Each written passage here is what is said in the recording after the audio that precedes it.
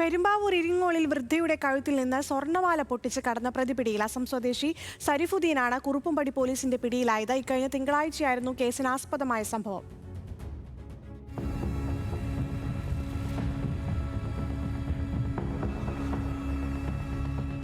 പെരുമ്പാവൂർ ഇരിങ്ങോളിൽ വെച്ച് വൃദ്ധയുടെ കഴുത്തിൽ നിന്ന് 1.5 പവൻ സ്വർണ്ണമാല പൊട്ടിച്ചെടുത്ത് രക്ഷപ്പെട്ട പ്രതിയെ കുറുപ്പുംപടി പോലീസ് മണിക്കൂറുകൾക്കകമാണ് പിടികൂടിയത്. ഇക്കഴിഞ്ഞ തിങ്കളാഴ്ച പകൽ ഇരിങ്ങോൾ മനക്കപ്പടിയിലായിരുന്നു സംഭവം. പുല്ലുമുറിച്ച് തലയിലേറ്റി വീട്ടിലേക്ക് മടങ്ങുകയായിരുന്ന വൃദ്ധയുടെ പിന്നാലെ എത്തിയ പ്രതി കഴുത്തിലെ 1.5 പവൻ സ്വർണ്ണമാല പൊട്ടിച്ചെടുത്ത് ഓടി രക്ഷപ്പെടുകയായിരുന്നു. എന്നാൽ പ്രതിയുടെ പിന്നിൽ കെട്ടിവെച്ചിരുന്ന പ്രത്യേക രീതിയിലുള്ള തലമുടി വൃദ്ധയുടെ ശ്രദ്ധയിൽപ്പെട്ടിരുന്നു. ഈ നിർണായക വിവരത്തിന്റെ അടിസ്ഥാനത്തിൽ കുറുപ്പുംപടി പോലീസ് നടത്തിയ അന്വേഷണത്തിലാണ് അസം നവഗാവ് സ്വദേശിയായ സരീഫുദ്ദീൻ പിടിയിലായത്. വറ്റക്കാട്ടുപടിയിലാണ് ഇയാൾ ഒളിവിൽ കഴിഞ്ഞിരുന്നത്.